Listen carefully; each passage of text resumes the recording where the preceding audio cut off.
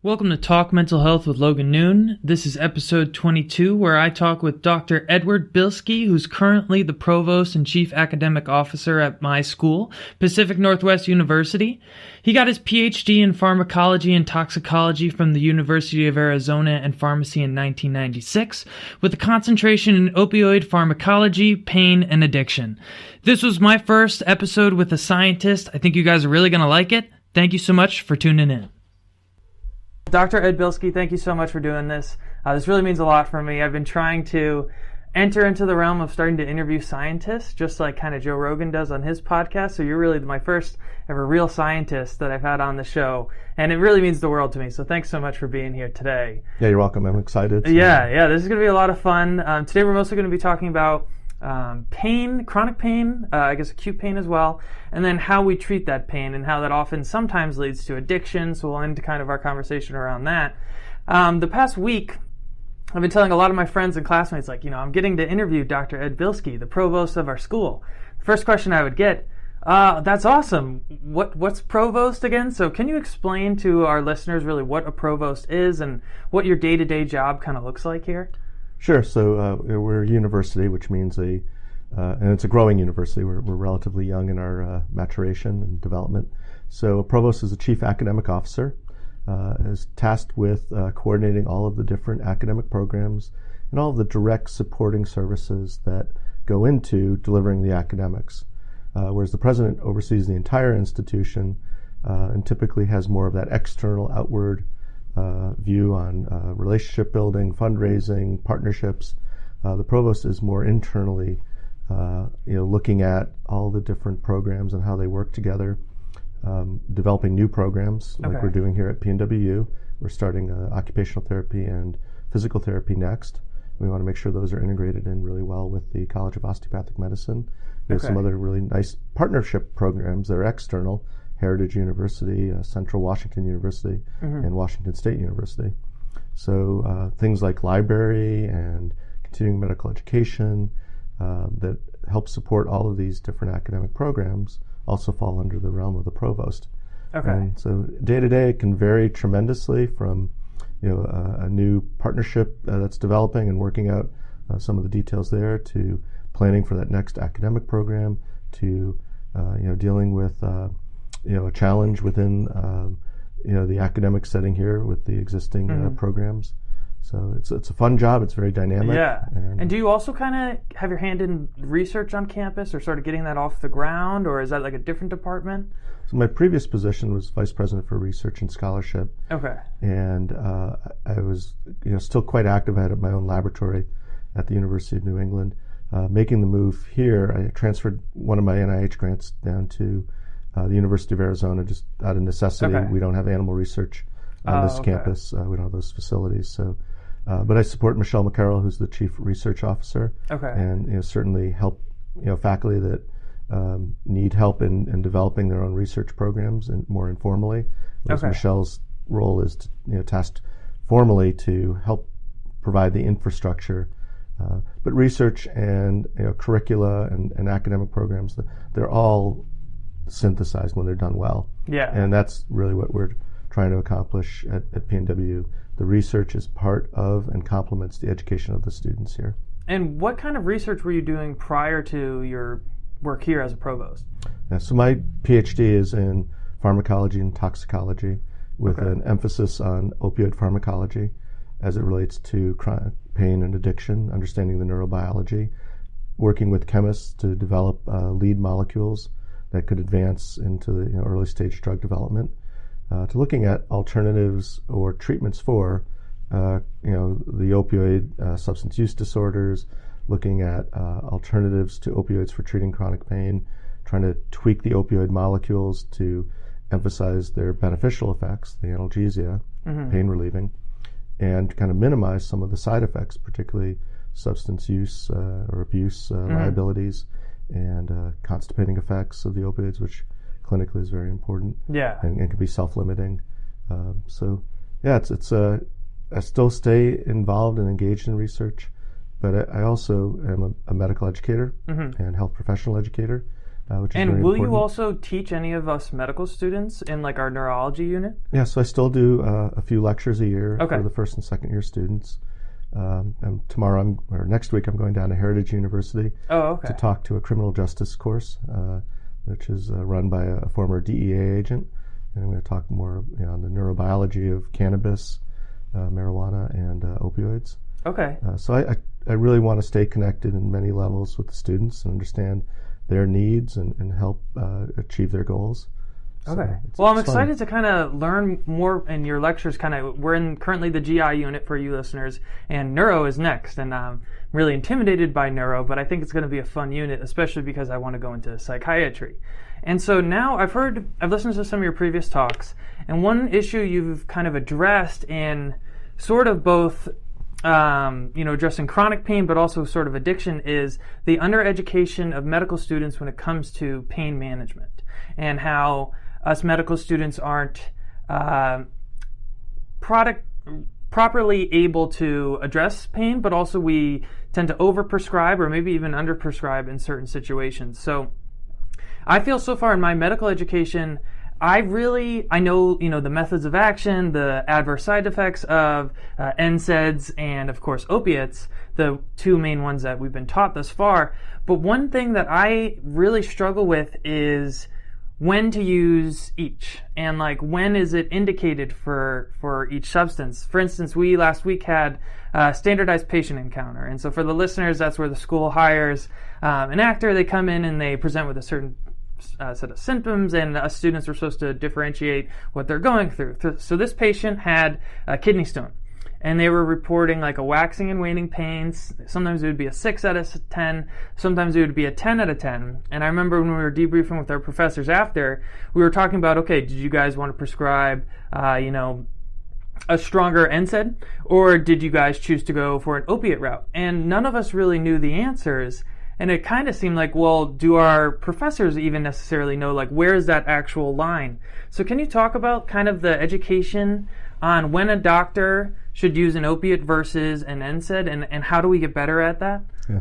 So you just brought up, I think, 3 different things that conspire to make it very difficult to navigate these things. One, I'll try to take this sequentially. The first one is we don't give enough education in medical school to students. They're going to be physicians, prescribers, on the use of these medications. And it's not so much the technical mechanism of action that's key here, but how you use these things clinically. It's been stated that medical schools, there's been formal surveys that in the 4 years of medical school, on average, students get 10 to 12 hours of training on things like pain management, the opioid class of drugs, the other various different classes of drugs, non-pharmacological treatment strategies, and substance use disorders / addiction. Think about that for a second. Yeah. Veterinarians get significantly more training on pain management than physicians that are going to be treating humans. So that's a problem. That's a deficiency that was identified. Some medical schools are addressing it. It's hard to add anything. You already have a pretty packed curricula, and everybody has their favorite area that they want to emphasize, their favorite drug, their favorite body organ, etc., or disease. And we need to take that step back and say, well, how can we synthesize and integrate these various topics more efficiently with the intent of getting a better practitioner as they enter into residency, better prepared for navigating the diagnosis and the treatment plan. So that's the first challenge. And if we can bulk up the education and make it more efficient, not just add to it, but make it more efficient, that will help. One of the things is if it was simply an algorithm and you put data in and it spit out a treatment plan that would work for every individual patient, that'd be nirvana, I guess. But it's not so simple because, one, we don't know all the variables that go into the algorithm. We have a hard time defining the outcome that is desired. It may not be as simple as the pain is 10 out of 10 and we want to bring it down to a 3 out of 10 or a 0 out of 10. What's the difference there? Versus I want to restore some function in that patient. I certainly don't want them to suffer, right? And if they're 10 out of 10, I'm assuming they're suffering. Yeah. But they also may not be able to do, particularly with chronic pain, things that they otherwise would be doing that fulfills our lives, right? Both professionally, my job, can I make it to my job? Can I competently do my work here? And can I feel fulfilled by that? Can I go home and enjoy a walk with my wife, going to my kids' sporting event and be able to sit for 2 hours watching them? Can I play golf? Can I do these things that I normally want to do? And if pain took that away, how do we restore that? And how do we measure that? We're getting there. Fitbits and other electronic diaries can help us track a patient that's been impacted by pain. We may not have a baseline, right, other than what the patient recalls they used to be doing. But at least we can now, from this starting point, track their pain score, their levels of activity, the number of days that they either worked or didn't work, how productive they were, their, more compositely or holistically, how do they feel, how anxious they are they despairing, are they depressed? So we're getting better at measuring these things and trying to put them into this algorithm to look at both impact and outcome and then intervention.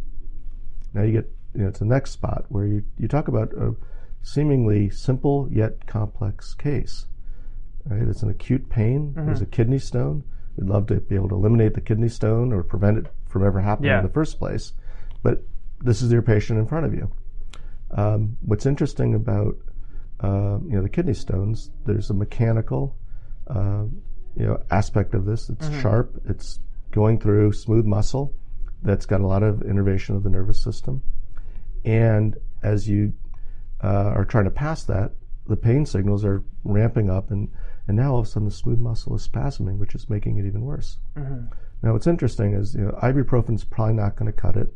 You can go to higher doses than are typical. Instead of 400 milligrams, you can push it to 800. You get a strong anti-inflammatory component.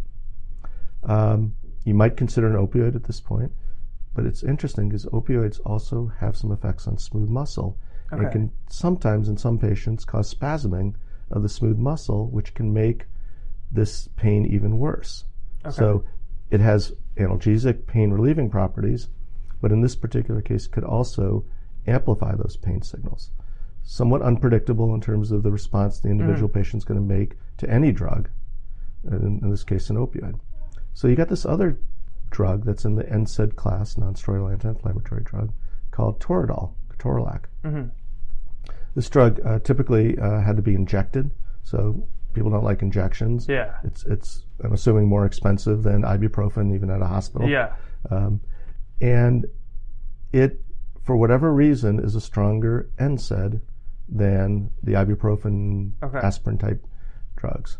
So in some types of pain, it has the equivalent analgesic properties of morphine, strong opioid, without any of the CNS effects of abuse liability or somnolence or some of the other effects that the opioids produce to the brain and the spinal cord. So it is definitely a viable choice. Right? And with that drug, because it's injected, would it have to be locally, like for this person who is dealing with a kidney stone, would it have to be in their abdomen, hopefully near a ureter, or would it have a really diffuse effect over their entire body? Yeah, I think it's typically given intramuscularly. We'd have to check to see if it's intravenous available. But the blood supply is so good that you will reach a therapeutic level of the drug very quickly. And that will be including the smooth muscle. And through its mechanism of action, it's going to reduce the prostaglandins, which will start to reduce the pain and the inflammation. So it's definitely a viable choice. But here's the third part of this, right? You as a physician will start to treat many patients, and you're going to observe certain classes of patients that come in. Maybe you get to see a lot of people with in the emergency room kidney stones that are acute, horrible pain. You will have some basic knowledge on how to approach this. The shocking thing to medical students is sometimes this is trial and error, right? You start with what you think is the best, first drug or treatment intervention. You're going to monitor. and you're going to use the feedback the patient's giving you, your observations, to see if that was successful, if it was partially successful or not successful at all. You'll have backup plans. You will also consider other diagnoses, right? It might be something different or two different things going on at the same time that are amping up the pain even further. So this is on-the-fly dynamic, and based on your experiences with individual patients, you'll start to use that experience in future encounters. You also have a lot of data out there in the medical literature, some of which is low quality or even misleading, inaccurate, and you have much more comprehensive studies, including retrospective studies with large populations, consensus statements from organizations. You're trying to filter through things that have commercial bias and understand that and incorporate that. And you have these consensus statements that are based on years of accumulated information. So basically statistics, right, to guide you. And that helps with a treatment algorithm to say, under these conditions, this is probably the first good step. So when it comes to pain, though, is it, I just, at least so far in my education, when we are addressing pain, it seems like the only real question, or how I have been trained to assess it, is, okay, what's your pain 0 out of 10 scale? Yep. So what else can a physician look for? And are there also any, it just seems, I know we put this under like our objective section of our documentation, but it doesn't really seem all that objective.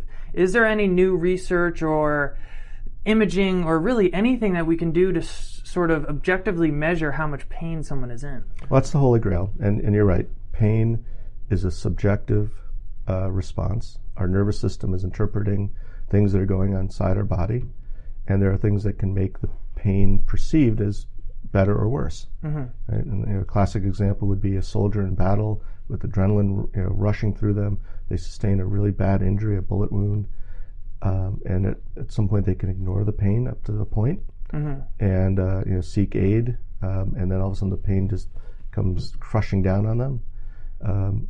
Where someone that's walking up the stairs and twists an ankle, and or a kid, let's take a child. The first thing they do when they fall is they look around. Where's mom?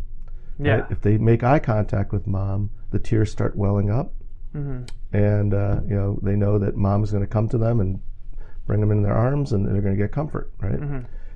Versus if they don't see anybody looking at them, but you're able to kind of observe them from a distance, they may just carry on their normal activities that they were doing previous to that.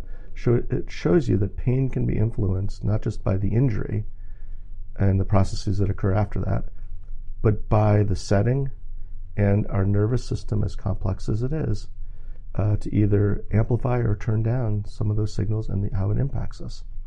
That is not to discount any individual's experience. That is real to them, and the physician has to respect that. They also have to be good observers, though. So there are more sophisticated pain surveys than just simply asking, rate your pain on a 0 to 10 scale. That's fast, but it typically is incomplete. Yeah. It gives you a baseline, but it's incomplete. So we can use these more sophisticated pain scales. Some of them take 5 minutes, some are more than that. And we can track progress too, particularly with chronic pain. But you're also, I think an osteopathic physician, any good physician, is going to talk to the patient and let them express what this pain means to them. They describe it qualitatively, quantitatively. They can give you a more thorough background on what makes it better, what makes it worse, how it's impacting them. Do they have comorbidities? Are they sleeping? Are they, maybe they're obese. You can measure that, right? And that could contribute to joint pain and the mechanical pressure on some of these joints. Are they depressed? Are they anxious? Right? Are they on other medications? All of these things start to come into play with not just the diagnosis, but the treatment plan and the monitoring and the follow-up. So how do you teach that? You can't teach that in a 1-hour lecture. Right? You have to go out and you get experience. Standardized patients are great tools in helping to develop that. But this is an ongoing process that will, through the rest of your life, You will be learning from your patients, from other physicians, from reading literature. Right? What we need to show the physicians to be, the students, is that you're not going to know everything, but there are some basic approaches that work in most situations, including making the patient comfortable, listening to them, showing some empathy. You may not have experienced that type of pain yourself, but if you can engender that you care about their well-being and that you can really work with them as a team, and there's going to be some trust there, there's going to be some barriers or limits that you're going to discuss up front. You're going to be doing some monitoring, particularly when you give a prescription, right? There's some responsibility both ways when you take that. Yeah. You're opening, you talked about some of these challenges. So one of the other challenges is we have a healthcare system, and as human beings, we like immediate gratification. So a classic is with the antibiotics. You go to a doctor, you got a sore throat. It's a virus. Antibiotics are going to be ineffective. But you want something now that's going to help you feel better. And if the physician just tells you, this is a virus, I'm not going to give you an antibiotic, you're just going to have to go home and let it run its course, maybe take some Tylenol or whatever, I may leave that encounter unsatisfied. Yeah. And I may rate you poorly on those, Yelp or whatever. Yeah. So that's unfortunate, but that's human nature. And in general, physicians want to please patients, so they sometimes do the simple yet not responsible thing of writing that script for the antibiotic. The patient leaves. I got a great analogy. As a medical educator, I don't prescribe medications to people, but I have students that always come up and ask for clarification on a learning objective or how does this drug work. And instead of just quickly giving them an answer, which is what they want, and it's the easiest thing to do, I'm pretty sure they know more than they think they know. And my job is to get them to wrestle with that and take a couple chances, create a safe environment for them, right? Yeah. That if they say the wrong answer, I'm not going to say, man, you're such an idiot. No. Get out of my classroom. Right. Yeah. And it's certainly, there's things you do in person versus in the front of a class of 140. Or you don't do. Yeah. So I want to make them feel comfortable. I want to have them struggle up to a point. If they're not getting it, I don't want to get so frustrated that they leave the encounter really jaded and mad. But if they all of a sudden realize that they knew more than they thought they did, and they put a couple different pieces together, and they were on the right track, and then I helped put them over the edge by facilitating that last piece, all of a sudden they've engaged their nervous system at a much higher level, and they've learned it, and they're not going to forget it. Yeah. Versus simply, Toradol works through inhibition of prostaglandins synthesis and passive versus active kind of learning. Yep. Yeah. So the physician with the patient needs to engage in a more active encounter, where the patient takes some responsibility, and then you can have that conversation. This is a virus; it's not going to respond well to antibiotics, and they're going to respect that. And then they're going to leave the encounter with some things that they can do that will help. Right? Yeah. Think about this now with a more complex case with pain. Yeah.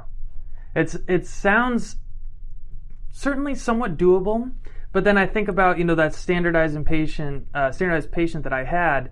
I mean, my biggest combat that I always have in those encounters is just time. And so I would love to educate my patient, have these conversations where I can educate the patient and kind of engage in that active learning process.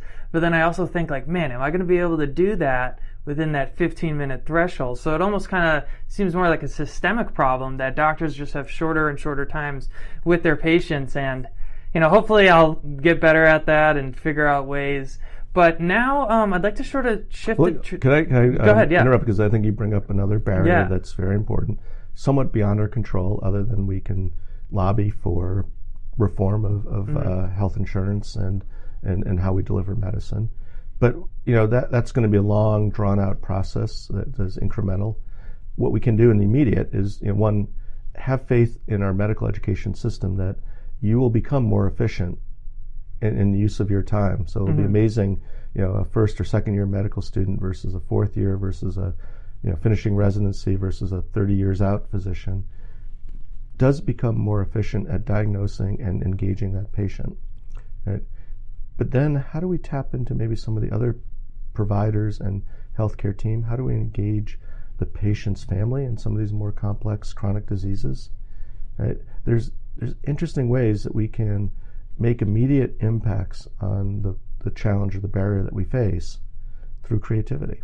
Yeah. So we want to make sure that we don't stifle creativity from a med student, from a physician, from another healthcare professional.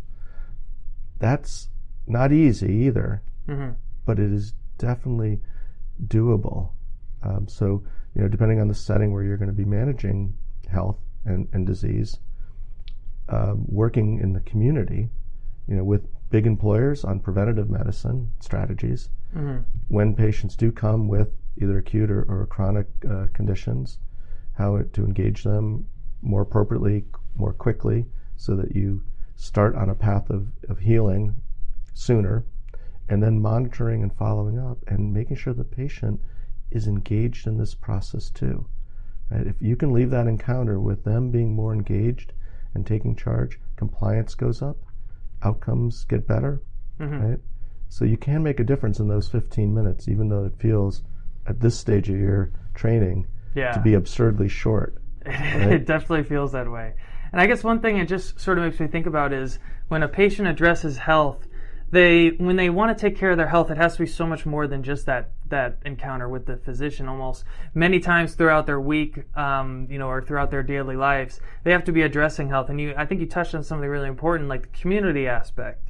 And so, before we kind of get into the nitty gritty of opiates, one thing we talked about when we first started talking about this podcast is one of the best methods for addressing chronic pain is it sounds very similar to what I spew a lot about mental health conditions. It's so much more than just a pill. It's those family resources, those community resources, just getting up and exercising and proper sleep. So if someone out there who's listening is in chronic pain, maybe they're going back and forth between opiate and NSAIDs or whatever other medication, what else can they do? What steps can they take to start to move their chronic pain in the right direction?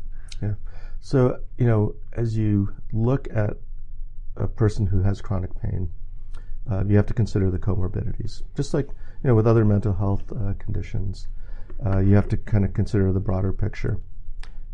And that will help guide you and the patient, the person, into restoring function and feeling better. So, what are some examples of that? I mentioned sleep and sleep disruption. If you're in chronic pain, it is likely that you're going to have disturbances of your sleep. By breaking up the circadian rhythm, we know that engages some of the hormonal systems that are considered stress hormones. And again, those were, from an evolutionary standpoint, very adaptive and helping with survival. But in maybe today's society, under the conditions that we face, they lead to chronic stress, which then amplifies the pain. Right? So what's going on in that patient's life that you can maybe start to get them some better sleep hygiene? So you're taking a history, maybe you find out that this person takes a tremendous amount of caffeine, including close to bedtime, and is taking Excedrin that has more caffeine in it, right? So maybe you want to start to counsel them on, we're going to do some good advice for sleep hygiene in general. Have a regular schedule. Make sure the environment when you go to sleep is quiet, dark, that it's a set time at night that you go to bed. Maybe you do something to get your mind off the day and the pain right before bed, and you're going to limit your caffeine intake. Right? It's certainly not as simple as that. That's a first step for one type of or subset of chronic pain patients. Well, real quick, and then it kind of made me think of something I have been dealing with in the past few weeks, because some of the listeners may know, and at least friends and colleagues, I think I mentioned this to you, I had surgery a couple weeks ago. And in my day-to-day life, it hasn't really impacted me so much, but my sleep patterns at first, where I could barely lay down, if I turned from one side to the other, the wound on my back just hurt tremendously, and it was awful.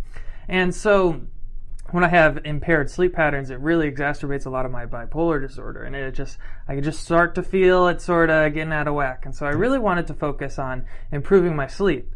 So I was prescribed opiates from my doctor, and the only time I really used them was before I went to sleep. but I noticed I was having these wild, weird, kind of crazy dreams. And so can you touch on how opiates, while they may reduce the pain, which will allow you to sleep, also negatively can impact your sleep as well? Yeah, we call them narcotics. Narcosis is basically sleep-inducing. And it is not uncommon for people on opioids to have this kind of state where they have vivid dreams. They have this, their minds race. Weird thoughts come in and go out, very quickly. And then they may be sleeping, quote unquote sleeping, but if you look at REM patterns and other, the different cycles of sleep, it's not a normal restive sleep. It certainly can help when chronic pain is so bad that it gnaws at you constantly and it prevents you from sleeping at all, right? But it's not a magic drug that is going to take care of restful sleep and restore that completely while also eliminating all the pain. Right? There's many other effects it does, because basically the opioid receptors are spread throughout the nervous system, including higher cortical regions, limbic regions that tie into all of these other functions of the brain. So it's a blunt instrument. It hits many different parts of the pain axis, and that's why it's so effective as a painkiller and analgesic. But it also involves other systems, including the limbic system, that has some feelings that promote, in some people, substance use disorders, a repetitive pattern of use. I like this feeling. It makes me feel whole. It makes me feel safe, or it makes me feel part of something. Euphoric. And that's the abuse potential. Certainly not all chronic pain patients feel that to the point where the pain is now gone and I'm going to continue to take my opioids. Even if I go through a withdrawal syndrome, I'm just glad I'm off the opioids and the pain is gone. Yeah. And the numbers, the clinical literature, points that out. And there's estimates that vary widely, and some groups probably overestimated or underestimated the incidence of substance use disorders in legitimate chronic pain patients. But the best literature that I've been reviewing suggests that only around 10-12% of chronic pain patients develop true substance use disorders that would be classified as an addiction. That uncontrolled use, unsanctioned use, the use that starts to affect the individual in many adverse ways, and the society around that, the family, the community around that individual. They put themselves at greater risk, and they engage in aberrant behaviors that are of a concern to a society and should be to the physician and the healthcare practitioner. Yeah, one thing I want to talk about today is how the addiction community and chronic pain community sometimes butt heads. And, a lot of times I think people make that assumption that, if you start to use opiates, you're going to turn into an addict. And it certainly happens, of course, 10 or 12% of the time, whatever number that was. But when I worked at the addiction center, and this is, of course, anecdotal, but I probably had maybe about 200 patients that I worked with over the course of about 6 months. And I can maybe count on one hand the amount of guys who became addicted to opiates after they were prescribed because of an injury. I remember one individual in particular, he had a really severe dirt biking accident, and then he had to use opiates for so long, he just got so accustomed to it, and it continued even after his leg had completely healed. And a lot of these patients just worked their way up to using opiates for that euphoric effect, but just because they wanted that high. And it was just like a natural progression. They might have started with alcohol or cannabis and then just cocaine and sort of just worked their way up the ladder until they eventually got to that kind of opiate state of mind. And so it's really unfortunate that those two groups kind of butt heads all the time, because they do have, I think, a different population, and it's not always the same population.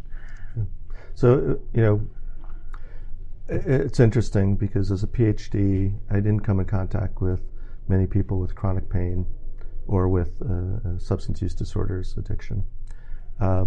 It was really later in my career when I took a out of my comfort zone kind of experience and started to talk to these two different groups in meaningful ways. That we were both vulnerable. I was learning and I didn't know what to expect.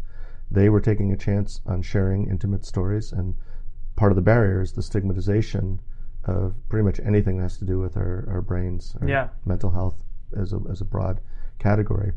So when I started talking with these groups and certainly triangulating with the literature on the comorbidities, they have an awful lot more in common than they have differences. Yet they were pitching themselves at each other, blaming each other for the conditions.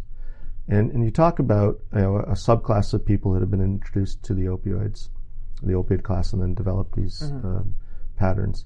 It was unfortunate that pharmaceutical companies were overly aggressive and physicians were, there's a lot of fingers to point in this whole story. And certainly there was some unscrupulous, unethical,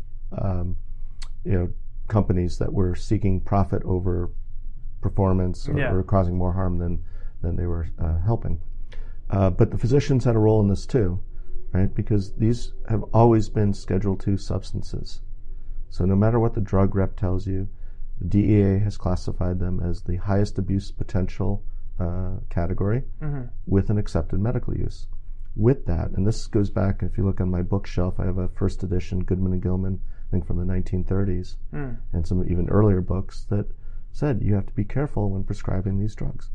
You have to use them under only certain circumstances, and you have to monitor. So we've known that for decades, yet we took the easy route out. The patient is hurting, I want to help them, and I want them to leave the encounter happy with me, so I have to give them something, a prescription for an opioid, and I'm going to keep refilling it.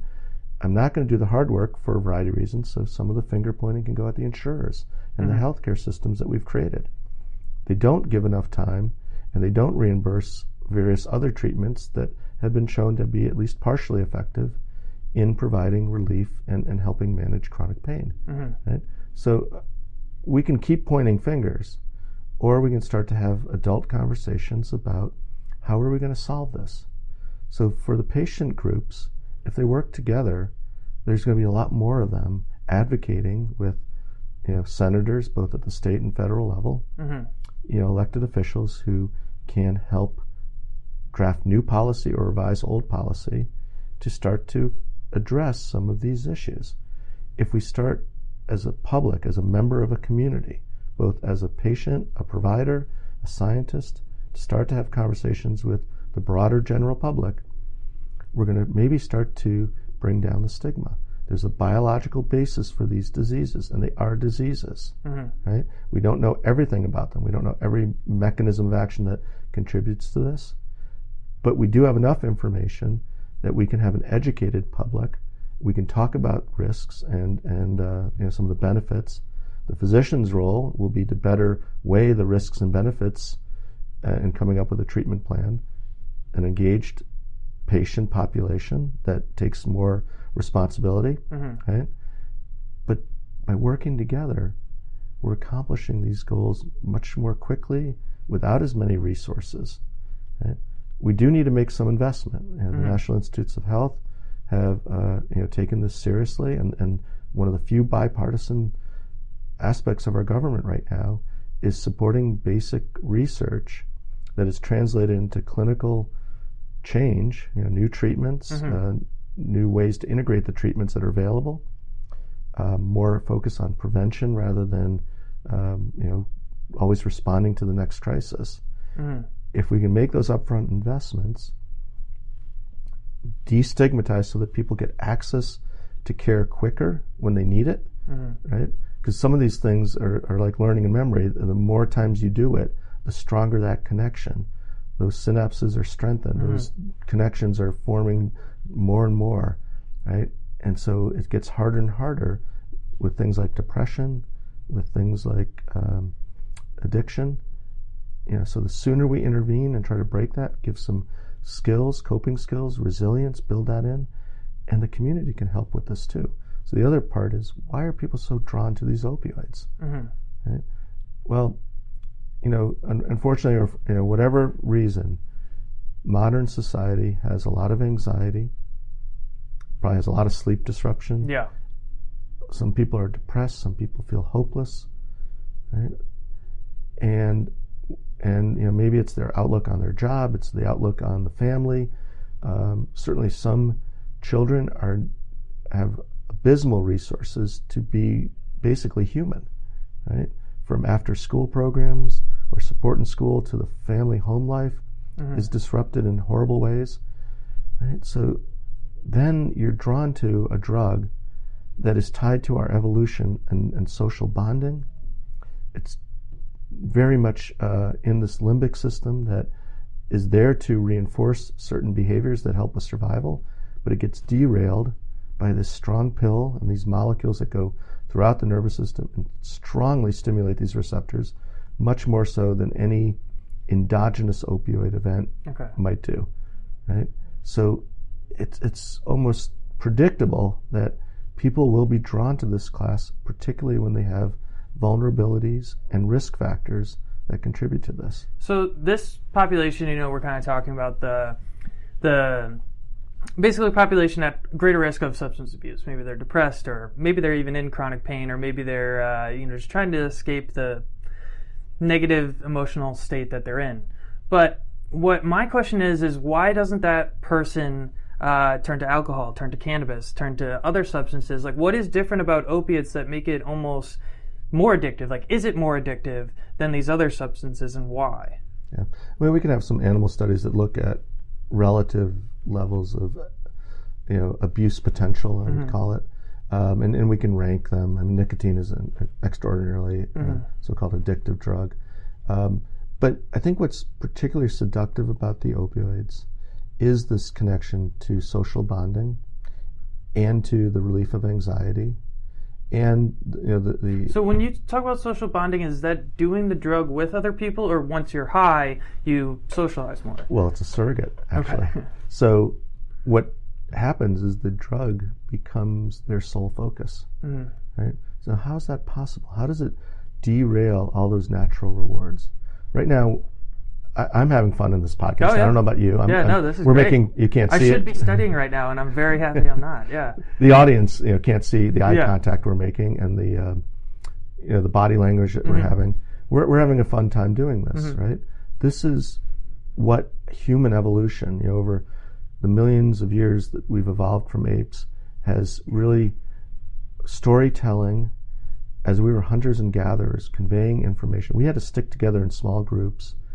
Our visual systems evolved to take in information like grimaces and body language and smiles, right? Eye contact was incredibly important.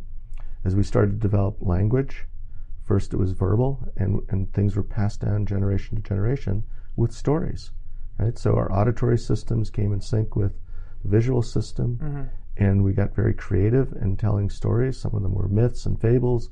Some of them were based on past experiences. This plant, helped with this disease, and that information was passed on by the shaman or the witch doctor or whatever, right? And then we started to develop written language, and then we started to get a little more complex with agriculture, right? So we were drawn. Now we could store food. We had surpluses of food. We could allow certain people to do other things than just gather and hunt, right? That allowed us some luxury, but it brought people closer together into these bigger villages rather than just family units of a small tribe. That presented some challenges. We started to learn how to metalwork and build tools, and all of a sudden now we're starting to talk about industrialization. Where do we fit in this? Our nervous systems were likely overwhelmed by now tens of thousands, hundreds of thousands, millions of people. Technology with the information age, we are now connected between continents instantaneously. Facebook, instant messenger, texting, emails, all of these things have really overloaded our nervous systems. So, but you can't discount those millions of years of evolution where the endogenous opiates are in every vertebrate out there, right? So that's probably tens of millions, if not hundreds of millions of years of evolution. And so I guess for the listeners, endogenous means like from your own body. Yeah, so like it's you your have body opioids produces right now in your brain. I don't know how much they're being released or not released. There's receptors that they bind to. Under particularly very strenuous life or death kinds of events, they can get activated to limit the amount of pain that you're experiencing. So you're not so overwhelmed that you can't, fight off that, lion or, try to run away from that situation. Right? So there's very good reasons why we have pain-suppressing systems. They're also involved with appetite. So when it was famine, all of a sudden then it was feast, we had to overeat. The endogenous opioids help us overeat past the point of being satiated or satisfied. Oh, okay. Right? Yeah. So there's a whole literature, and particularly with binge-type drinking and alcohol, that the endogenous opioids regulate this, and we lose control. We go on autopilot. I do this with potato chips. Okay. Salt and vinegar potato chips. It's your go-to. Or chocolate chip cookies. Those little Enderman's or Freihofer's chocolate chip cookies. Go to the store. My wife wants me to pick up a gallon of milk. It's all the way in the back of the store, and I'm going through all these specials. Cape Cod potato chips. I'm from the East Coast. Yeah. Or those chocolate chip cookies. I put all the groceries. I buy way more than I needed, and I put them all in the back except for that highly caloric, sweet, fatty, salty kind of snack.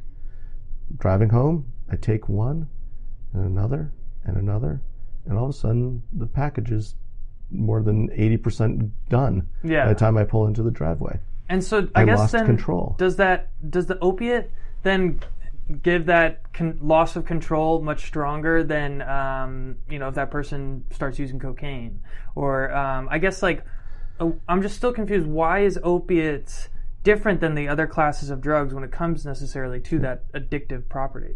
So tapping the amphetamines and the cocaines and the alcohols tap into somewhat similar circuits in terms of the dopamine system. Okay. And that can produce euphoria. It can produce a relief of anxiety. Alcohol is a great example of that.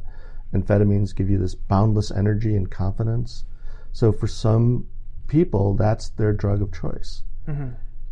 But I think what was happening in society, particularly if you read a book like Dreamland, which talks about the opioid crisis, it starts in this small town in Ohio. And they talk about the community swimming pool post-World War II.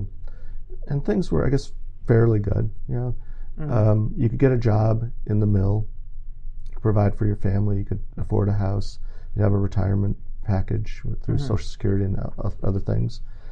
And communities were connected with things like swimming pools and other downtown type activities that brought people together. We're social creatures, right? When things started to chip away at that, and this is complex society. We had the Vietnam War. We had further advances in technology that manufacturing that started to replace some of the jobs. Some of these jobs were shipped to overseas. So the community had less things that brought it together. And then we start making choices and what to invest in or not to invest in, or our willingness to pay taxes or not pay taxes for some of these infrastructure things. You get to a point, though, where it starts to become unhealthy rather than healthy. People become despondent, right? Some people may not be able to adapt fast enough with a changing economy and a changing society, even if they could go back to school or re-educate themselves.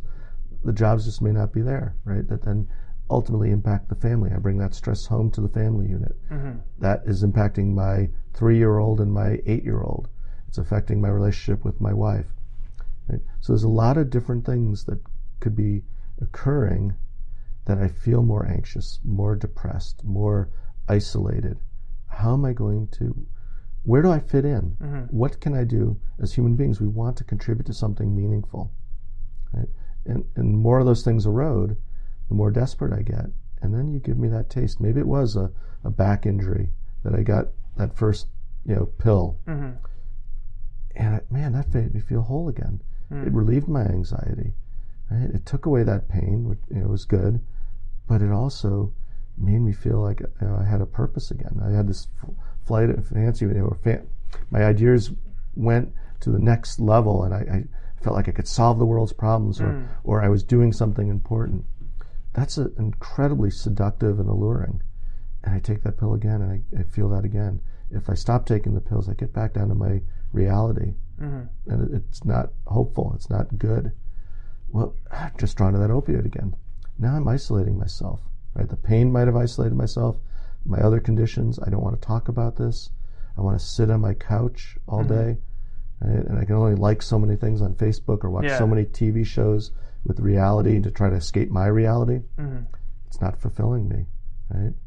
But if I take that pill again, I feel that at least somewhat back to, that wholeness again. Mm-hmm. You're starting to develop a pattern here. If I don't take the opioid, I do go through withdrawal. That helps to maintain the pattern of abuse. I don't know where to turn. I don't want to get help. I'm just further isolating myself. Mm-hmm. So, and it sounds like that pattern could be, you could substitute the word opiate with alcohol or cannabis or really any of the drugs. Like that pattern is so common, I feel like, amongst many addicts. So is it that it's easier to fall into that pattern maybe more with opiates than other substances, or? Well, I think the opiates fit a special niche that is resonating with our current status as a society. Right? And alcohol has certainly been a drug of abuse for many years, and because it's legal, or many centuries, because it's legal, there's less of that stigma. So I'm introduced to it earlier, typically, and it's no big deal. It's legal, right? Nicotine, caffeine, these are all legal substances. Some have age restrictions. Cannabis is a big debate. But what happened with the opioids was we really saw there was always roughly 400,000 or 500,000 heroin addicts in the United States since at least the 50s, 60s. Yeah. There's always been this baseline. What happened was a whole new class of people got introduced through these pills that were being overprescribed. And they perceived it was safe because the physician gave it to me. They prescribed it. Or worse yet, it's in my mother's or grandmother's medicine cabinet. Yeah. It's no big deal. So now we're introducing, high school kids, younger and younger ages. Heroin you have to typically inject. And, when I was growing up, where would I go get heroin? I lived in a middle-class suburban area. I didn't know where heroin addicts hung out. I didn't know how to get that drug. Yeah. But the prescription opioids, they're in so many people's medicines cabinets, and my friend has it prescribed, and they're willing to share it with me. So it's no big deal. I try it, and I really liked the effect of it. So we lowered the barrier to introduce a whole next several generations to these drugs. And then they started to like the effects and take them repeatedly and really start to develop into a substance use pattern, misuse, abuse, addiction. Yeah. And, we've fortunately, there's been a reduction in prescription opioids. We got to make sure, though, that the chronic pain patients that do legitimately and responsibly use these medications and get some benefit from them do not have access to them. Right? That's an important part to this. We need to all be involved with, when our prescription, the pain stops after an acute surgery and I have 10, 15 pills left over, I need to do the responsible thing and go to a repository that takes these drugs back so someone can't steal them from my medicine cabinet. But we tend to be hoarders, right? Yeah. We say, hey, we paid good money for this, or our insurance company paid for this. I'm not going to throw these away. I'm not going to dispose of them. I'm going to keep them in my medicine cabinet. Well, they can be diverted. Well, and then it sort of turns into, are people saving them for, I stubbed my toe, instead of using that normal NSAID that I normally want to use, I still have a couple leftover hydrocodons or, something like that, and just using them nefariously like that. And worse yet, there is a market for this. So some people who weren't able to afford, there was a grandmother in Maine that got arrested. She had been receiving chronic opioid prescriptions, not using them herself. She was selling them for something like $10 a pill. This was supplementing her income so that she could continue to live in her own home. So, again, this is a broader, major health, social, economic, societal issue. And we're not going to solve it by just chipping away at one thing, say giving Narcan on the streets or tightening down on prescriptions. That's I use the analogy of whack-a-mole, the game that you sometimes at the fairs.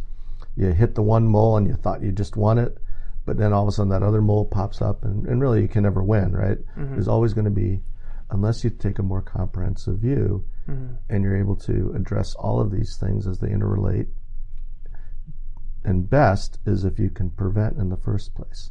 It's so much easier then, but we're not, as a society and as a health system, willing to invest in things that we know work reasonably well in preventing. So before we kind of transition our conversation to more the treating addiction side, to prevent a potential patient from being exposed to opiates, what practices could a patient try to go after, or a physician try to suggest, to address some of that pain, whether it be meditation, OPP techniques, or... So individual human beings, patients, are going to have preferences and biases. So you need to have the discussion with them. I try to, when I educate medical students, I talk about always balancing potential positive effects with risks, side effects, adverse effects, and also cost, right? Certain things aren't reimbursed. If it's coming out of your pocket, that might not be viable. Or if something has very limited effect or no effect at all, yet is very expensive, that's doing a disservice to your patient too.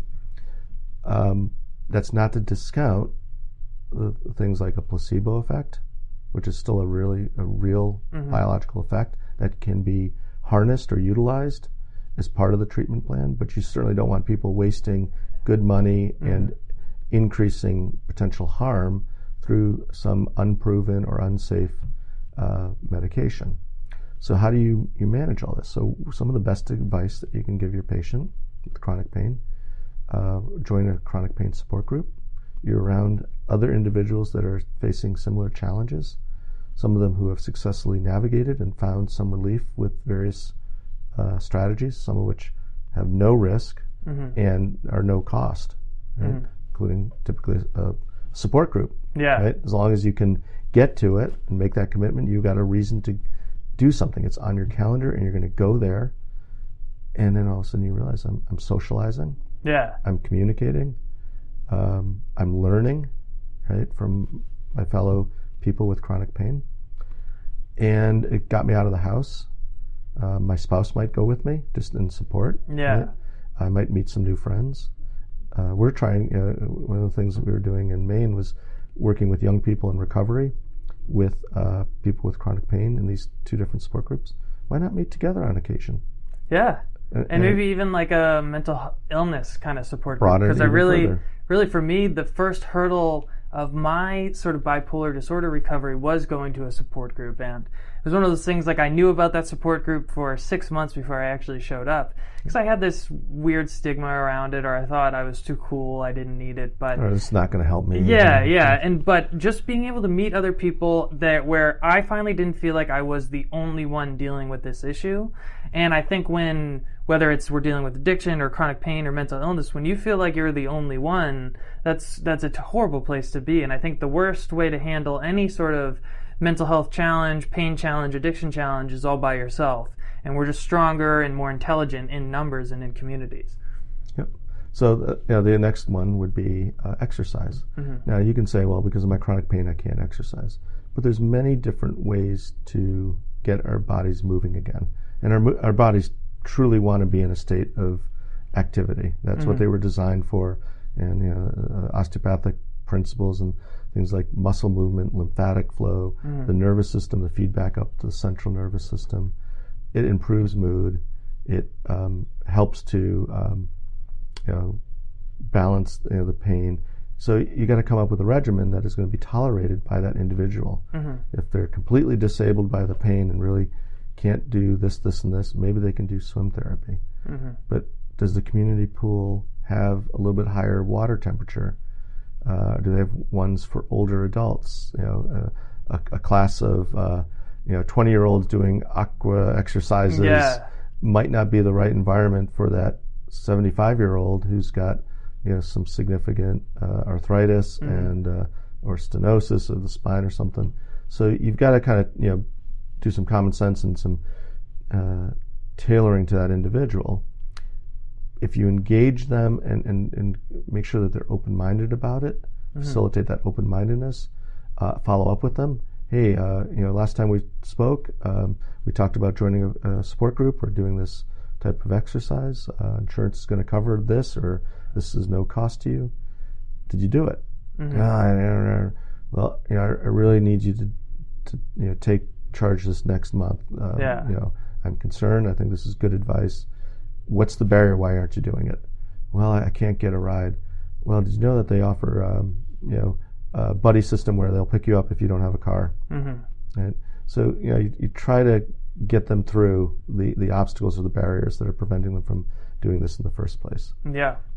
At some point, if someone's not willing to try all the different pieces of advice you're giving them, you may say, I really can't treat you anymore. I'm not just going to keep writing these prescriptions.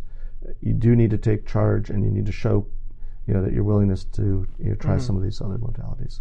Yeah. The osteopathic physicians, they have some extra tools in their tool belt, manipulative medicine, but there's other allied health professionals, chiropractors, massage therapists. Touch in and of itself is medicine, right?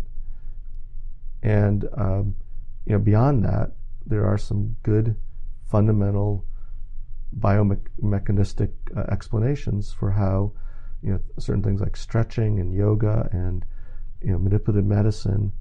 Well, that makes me think, does also meditation play a role in pain? Like if someone is regularly meditating, can that reduce perceived pain levels? Absolutely. And meditation is actually, a little bit challenging to teach people, but you can do it. And the other one that's very interesting is virtual reality now. Oh, they're using virtual reality for burn patients when they have to do the changes of the bandages. Oh. So there's been some technology out of Seattle that is using that virtual world. I'll say it's distracting, or it gets their mind off of what's going on at hand. And changing bandages on a burn patient is extraordinarily painful. Yeah. And yet they're able to accomplish some of this without having to use strong narcotics or anesthetizing the Oh, wow. the That is very interesting. Very, very cool. Again, will not work in all types of pain. Yeah. Child immunizations, right? No one likes to be stuck with a needle. If you show them the needle and it's big and you say this is going to hurt, you're going to amp their anxieties up and it's going to hurt a lot more. They're going to scream. Yeah. Right? Versus I've got a little Tickle Me Elmo lapel button. I get the kid comfortable. Maybe the mom or dad's there to help support. We kind of distract them a little bit, get their attention focused on something else. Injection's over.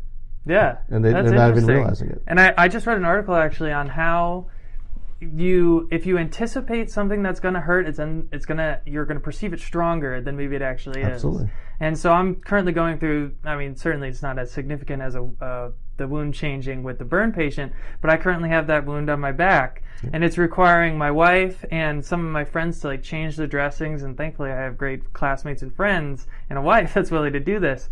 But at least initially I had so much animosity before doing this because it was very painful. That's when I also found that I was like, well, I really want to use a pain pill right now because this is really going to be excruciating. So we would do it right before I would go to bed. But now, after reading that article, I try to change the experience into something a little bit more fun, where it's more joking, where, how often are my friends going to be staring essentially at my butt having to change, a wound dressing? Or, my wife likes to make jokes because the wound is currently leaking, so I have to use a woman's pad. And we just make stupid jokes like that just to try to make the experience more funny. And it actually has been helping me perceive the pain much less than at the initial stages where I would just get so amped up about it, kind of like you were saying. And so that's really interesting. Yeah, well, there's real value to humor is the best medicine. Yeah, right? Yeah, it really is. When we smile, we relax. I don't know if there's an endorphin release, but that is part of medicine and bonding and being human. So if we can utilize these various tactics that cost nothing, right, and really have no risks associated with them, to reduce the pain burden, to not have to take that pill or to have that surgery in the first place, so much the better. Yeah. So now I want to kind of talk to you about addiction and just how, unfortunately, a lot of opiate use has led to addiction, and how we can best treat these types of addictions. And so I worked at an addiction center before coming to PNWU. It was a fantastic experience for me, but I also had a lot of issues with treatment modalities and always what our goals seemed to be. And so I worked at a treatment center that was I guess seems very traditional, very typical of treatment centers that they were, we wanted everyone to go towards sobriety. We didn't have any methadone or anything like that.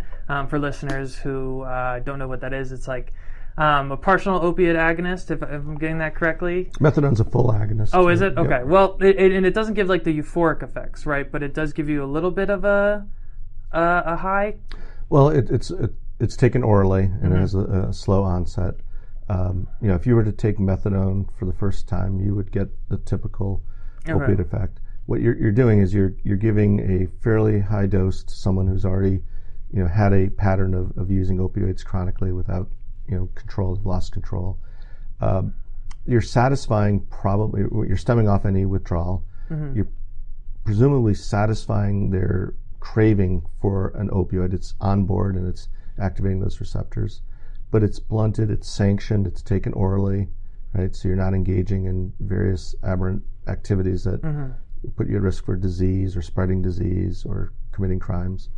So it's a mitigation strategy. Yeah. And it's substituting one full agonist opioid, heroin, morphine, oxycodone, for another that is under direct medical supervision. Yeah. So the controversy is, yes, you generally would say the goal should be complete, elimination of this drug from your routines. Right? That's not always possible, and in general, the medical profession, in particular, but society maybe too, has said, on average, we get methadone. It's going to mitigate the risks to society and allow the individual to, potentially they can have a full-time job. There's studies to show that once you've adjusted to the dose of methadone, you can drive a car as skillfully as anybody else. You don't mix it, obviously, with alcohol or other CNS depressants. And you got to do this, case-by-case basis. You never, if you're feeling dizzy, you don't drive a car. Yeah. Right? But you can hold a job, and I could be talking to you, and you may be on methadone, or I might be on methadone, and you wouldn't know. Yeah. Right? So that's one option. That's one of the medically assisted therapies, MATs, that are part of the tool bag. Buprenorphine, which is what we kind of refer to as methadone light, is a partial agonist. It's got some very interesting pharmacology with it. And that's Vivitrol, right? Nope. Oh, geez, I'm getting my names. Okay. Yeah, Suboxone. Okay. So normally, buprenorphine is now combined with naloxone Narcan. Okay. So that if someone diverted the Suboxone or tried to inject it rather than taking it orally, the naloxone would cut the opiate effect. Oh, okay. If taken orally, naloxone is not well absorbed. Okay. Has a big first pass effect, so the buprenorphine goes to work and the naloxone really doesn't do anything, but you took it as directed. So it's a safety precaution. Buprenorphine still has abuse potential, but it can be managed with training through prescriptions in a primary care setting. Primary care physicians can get that training, and it's much more comfortable for the patient to reach out to their primary care physician and get that prescription filled versus having to go to a methadone clinic. Less stigma. And is there data, if we compared a group of opiate addicts who were trying to achieve complete sobriety versus a group of opiate addicts that were using these medically assisted methods, which has a higher success ratio of not relapsing, not dying? Is there any sort of studies like that? I'm not as familiar with those outcomes, so those are things that you definitely would want to measure. I would say that one size does not fit all for treating a broad class of people with substance use disorders. So that you basically work with the patient, and methadone may be the perfect fit for this individual, buprenorphine for this. Vivitrol or naltrexone type products, there's quite a few of them. Some of them can be implanted or have long-acting injections that can last over a month. Others can be taken orally. It's a longer-acting Narcan. Compliance with that drug in the past has been limiting. People that are so-called addicted to opioids really do not like to take oral naltrexone. This is why they started to do the implants, and some people will be able to pull out the implant. They'll scrape through and basically with a home surgery remove the pellet. They now have injections that are basically resistant to that. There are some concerns with long-acting blockade of your endogenous opioid systems and the exogenous drugs you might take. So it appears to be this great therapy. It's expensive and it's not for everybody and has some other limitations. There's other approaches too of just going cold turkey, right? And the cold turkey expression came out of people going through opiate withdrawal. They'd get the piloerection on their skin with the hair standing up, and they'd look like they have turkey skin. Kicking the habit. And that was where I would work. And these individuals, they would be in so much pain, and they would eventually kind of, come out of it. But then a couple of big issues that I had is, we were taking away opiates, but allowing these individuals to essentially smoke as many cigarettes as they'd like. And so it was like, it seemed like we were preaching sobriety, but it was really just changing one substance for another that arguably is less harmful, but still can lead to, cancer and all these other cardiovascular issues. And I just wondered, like, is this the best method? And I don't know in my future practice, like, how I really want to address this, because also with these individuals who are trying to go cold turkey and would succeed, and maybe they'd be 3, 6, 9 months sober, but then it'd be setting them up for a catastrophic failure if they ever did want to go out into the streets and, unfortunately relapse. And there was just a lot of overdoses, because then they would go back to their old dose, or maybe they really even wouldn't go back to their old dose, but a lot of these heroin was cut with fentanyl, and they would just die. And in my time, I was only there about 6 months, but I could just rattle off all these names of individuals who I knew who died, and it was absolutely terrible. So I think I have a little bit more preference towards a harm reduction model, maybe using some of these medically assisted technologies. But also, there was an article in MSNBC where the VA, or certain individuals of the VA, are advocating for potentially using cannabis as a way to treat their opiate addiction. And you were quoted in the article, and you said it essentially wasn't scientifically proven one way or the other. And this is like the $1 million question kind of in I guess this field. And I would actually even argue it's probably like $1 billion question, considering it's such a big problem. And so first off, do you think that cannabis can play a role in treating opiate addiction, or would this potentially confound the problem to make it even worse, or what really are the barriers here? Yeah. So in the span of, I think, about a minute or so, you just brought up probably 10 questions. At least 4 that off the top of my head I want to address, and we'll get to the cannabis one at the end of that.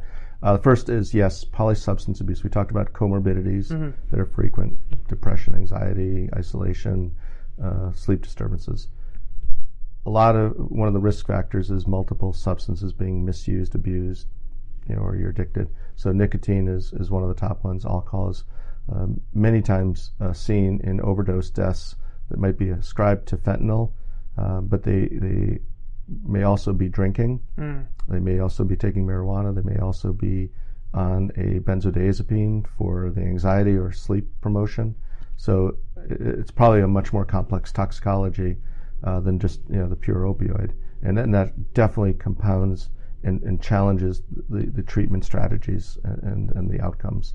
So we would like to have an ideal level of health for the individual, that nothing in excess, even the ones that are legally available. Anything to the excess can be detrimental. You talked about the susceptibility that some patients have. Are you truly ever cured? No. I use the bee sting analogy. You'll never forget your first bee sting, right? You will never forget the associations that you made while you took those pills, or you shot up your first heroin, or you got your fentanyl, right? There's going to be things that will stick with you, permanent memories. And so you'll always be at risk for relapse. And that's why even on the medication-assisted therapies, you have to combine these things with other strategies, non-pharmacological strategies, how to build in resilience, how to build in coping skills, how to, be more cognizant of the resources available to you when you have that urge or you have that first slip, to get help quickly. And in the case of being on long-acting opiate antagonists, the body has now adjusted to being deprived of all these things, and physiologically you can have upregulation of more receptors. All of a sudden, you're now off the antagonist therapy. You get that craving, you give in, you buy a batch of drug that you have no idea what the content is, the purity. It could be heroin, it could be fentanyl, it could be much stronger than you anticipate. And on top of that, your body has, instead of tolerance now, you're super sensitive. And you could very quickly succumb and unfortunately die.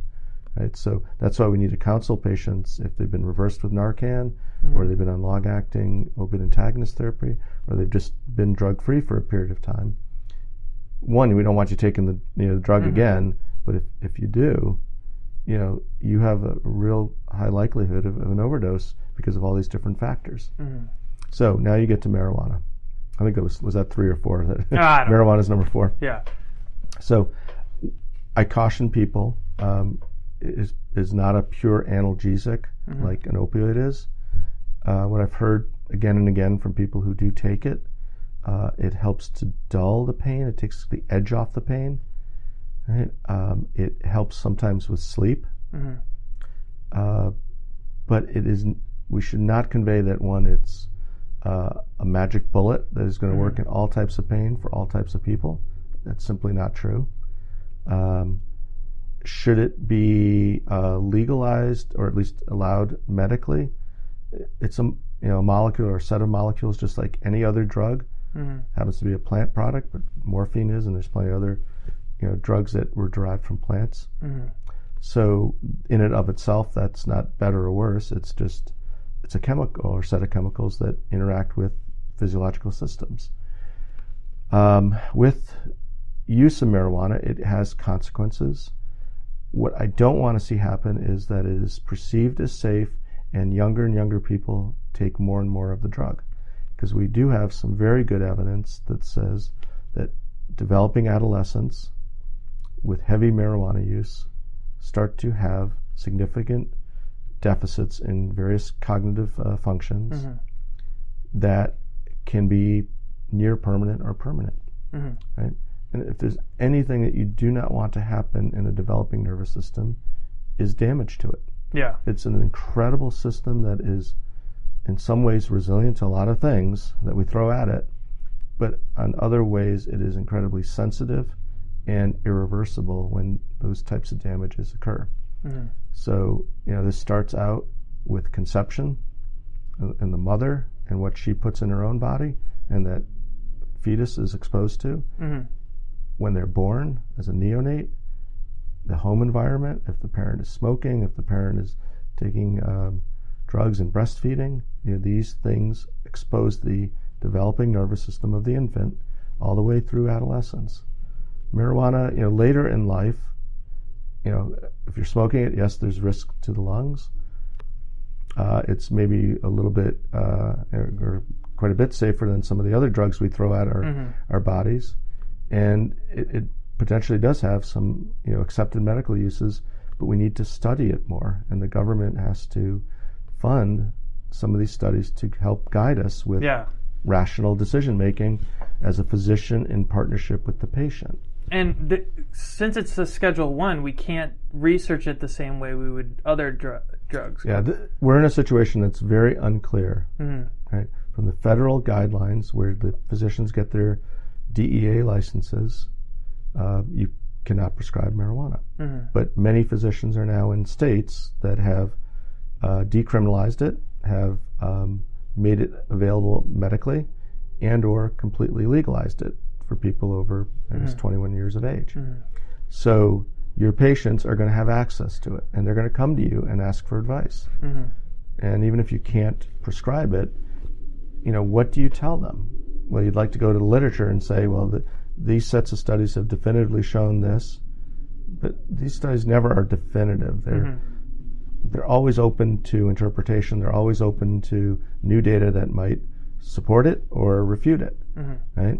So in the case of the marijuana literature, it's not complete. There's not well-controlled clinical trials that go out, 6 months, a year. Same thing with the opioids, right? The opioids have been around a long time. They were never funded large studies to look at their effectiveness and their safety, over a course of 6 months, a year, or beyond.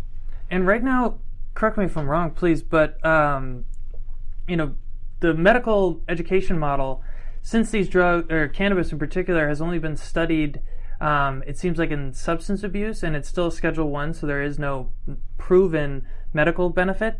So when a patient goes to the doctor, or at least in my medical curriculum that I'm going to complete over the next few years, am I going to learn only about the adverse effects, or since none of those medical beneficial effects are approved by the federal government, are they not in our curriculum at all, kind of? Do you get the question I'm kind of answering? I guess I'm kind of stumbling my words here. I think a good expert in pharmacology or addiction medicine or chronic pain would be able to have a conversation with medical students as part of the curricula to talk about these issues, even though is not an underlying rock solid algorithm that will navigate this, right? We'll bring up all of these issues and the best content knowledge that we have to help guide us in how we would advise a patient to navigate this. Knowing full well that different groups in our society view these things very differently, right? So, the best job that you can do is try to stay neutral. Don't lecture or condemn, but also don't give in and say this is no big deal, right? You want to try to present with an adult conversation, even in, say, middle school and high school kids that are becoming young adults, what the current state of the knowledge is, the risks and potential benefits. There's certainly also things in the literature. There's the lore, right? A friend of mine did this and their pain was magically gone. I'm going to try this. Yeah. Right? There's the case study. The physician sees something interesting, writes it up, in the context of the other available literature, if they do a good case study. A case study could lead to a small, prospective study, or we might have an accumulated database where we could look retrospectively at a large population health to see if there's anything there or not. This is happening with the cannabis, particularly in states like Colorado, now Washington State. We can look at databases on driver fatalities and did you have marijuana on board or not. You could look at the rate of opioid overdose and see if once it was legalized there was any change. Now, that's kind of free data that the public health system tracks some of these things, and retrospective studies have tremendous value, but they also have tremendous limitations, right? That doesn't replace a prospective study where you're defining the objectives, with some hypothesis typically going forward. You have control groups. You have statistical calculations that tell you how you have to power it in terms of the sample size and whatnot. And you go out and you do this, and you blind the participants whenever possible. You blind the people doing the study, and you break the blind and you interpret the results. Right? And even then, you can sometimes get studies that both appear to be solid studies and have results that conflict with each other. So it is extraordinarily complex to study human populations. They require a lot of money, and who is incentivized to invest in that study? The marijuana industry is not going to invest in it, right? Because they're already making money. This is big business, right? The drug companies aren't going to invest in something that's already legal or semi-legal or non-patentable. It's got to be the federal government through the And the marijuana industry probably doesn't want to research a topic that might make their product look bad. Maybe very analogous to like the tobacco industry. Sure. They don't want to put their money up to only make their profits potentially diminish. Yeah, I mean, it is a incredibly challenging societal issue as we navigate this. And there's biases everywhere, right? Physicians have biases, Ph.D. scientists have biases, the public has biases, the insurers have biases. So the job of a group like the National Institutes of Health, which are basically funded by the people and for the people, will be to try to mitigate those as much as possible through good study designs, through an influx of funding that is not tied to a company interest, whether it's a marijuana grower company or a pharmaceutical company. So it's imperfect, but it has its definite values if we're willing to invest in that. Yeah. Part of the challenge has been the federal government stance on a Schedule I substance, that they're not willing to invest a lot of money for studying its effects, right? That's unfortunate, and I think it's changed to some extent. There's some other drugs that are Schedule I substances that have been looked at, or need to be looked at. The drug ecstasy, MDMA, has been thought to have some value maybe in treating things like PTSD. Yeah. I've even heard like crazy ones like ayahuasca might be, that hallucinogen might be able to treat psilocybin. Yeah, some addictions. But one issue I think a lot about when it comes to cannabis is, I learned this the other day, that AA, I forget the founder of the AA group, but that started 2 years after prohibition of alcohol ended. And so what I really think a lot about is, it seems like it's inevitable that hopefully the federal government will eventually change its scheduling, and that, we see all these states that are potentially going green, and it seems like other states are just going to follow in the coming years. But I am anticipating like an addiction of marijuana, kind of, and it of course already exists, but it really growing exponentially once it gets federally legal. And I want to almost study how we can best treat that set of population, because when I worked at the addiction center, it was rather unfortunate, but sometimes the individuals who were there because of marijuana addiction would almost be stigmatized. All the individuals would be sharing, I'm here for alcohol, I'm here for opiates, and they would almost make fun of that person who was there for marijuana, like, oh, that's just marijuana, that's nothing, kid, kind of. And it almost shamed that person that they were still dealing with addiction in other ways. So how in a state like Washington, being in the position where I'm in, where I would like to start engaging with research, how can I maybe start to study marijuana addiction, because we do live in a state that is legalized for individuals over 21 and older, and what potential barriers could I face, because it's still Schedule I kind of thing? Yeah, it's a challenge, and hopefully you're not going to attack Starbucks and coffee. I get my right. Yeah. I actually brew my own coffee and roast my own beans, but Starbucks obviously is very big in Washington. So as a society, caffeine. I have a habitual pattern. I've got a ritual Me every too. morning. Yeah. Yep. And it's judged that the cost, whatever it costs for a cup of coffee, it's not too bad, and the health consequences are maybe there's some positives and not too many negatives. Marijuana is kind of the next step up there. Tobacco has definitely identified long-term health consequences that are very convincing. Yet it still remains legal. It's taxed heavily, so one way we control behaviors is through taxation, right? And people reach a break point where that pack of cigarettes is not worth it, or I'm going to get a more fuel-efficient car. These are strategies that we can put in place to lead to a desirable outcome. With marijuana, it's too soon to tell where this is all going. Some of these states are guinea pigs in terms of trying to find out. There could be some ticking time bombs that we identify, and I'm like, oh my God, why did we ever agree to this? Well, it's because some societal pressures and because of incomplete information. On the other hand, we may find that marijuana might be somewhat similar to caffeine, and we're going to accept the so-called benefits with the potential risks as a society. It's very hard questions to answer, and as a future physician that is going to be counseling patients on their health, you're going to have to navigate that with them, and just saying no or saying yes is shirking your responsibilities. You need to engage them.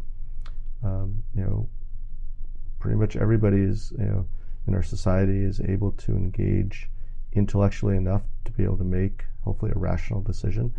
There's special populations, very young, very old, dementia, someone with Down syndrome may have providers or caretakers that are going to have to work with the physician on making a choice on this.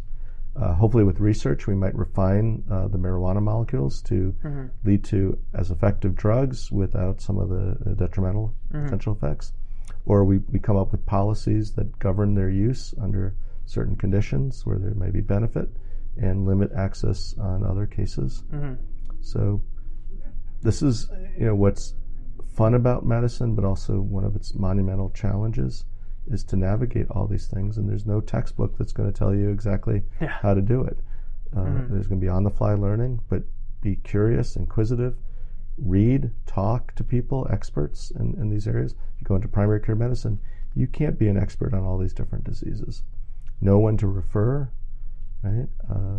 Know when to use other parts of the healthcare system. Invest in your community.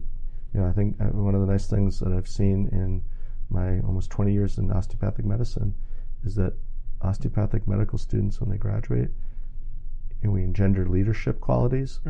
We engender engagement in important societal issues, having more voices, that talk with legislatures, about these issues from a scientific and a medical perspective. Right? Help being engaged in your community. You're respected by that degree and that education you received. And so we want our students to be ultimately leaders to help revise healthcare, to advance scientific breakthroughs and knowledge, and to utilize those things to the best of our abilities to give people fulfilled, long lives and limit disease and its consequences. Well, and I know one thing that you really advocate for, and kind of I think a good way for us to conclude talking about all these issues, whether it be chronic pain or addiction, is, it's easy to sometimes, as of course being a medical school and you're a Ph.D., to get really lost in kind of the weeds and the details of it all. And you've really made a switch in your career and advocating for narrative medicine. And so how, as physicians, can we kind of be better storytellers of potential cures we see from patients that will, hopefully give them better access to healthcare, but also not by violating any sort of like HIPAA or anything? Or maybe how could we encourage our patients to tell those stories themselves? So, I think narrative medicine has a role, and conversation has a role in this to help to bring down the stigma. We attended an event, I think, that you helped co-sponsor or organize, where some of our med students talked about, it was mental health awareness, and I think it was September, what is recovery? Recovery Month, and Chronic Pain Awareness Month. I was struck, and I think I told the group, 20 years ago, we would never have had that conversation. Partly because the students would never have felt comfortable going out in front of peers and sharing intimate details of something that is very stigmatizing and marginalizing, whatever aspect of mental health that was broached there. Right? And there's certainly still many of these barriers in our broader society.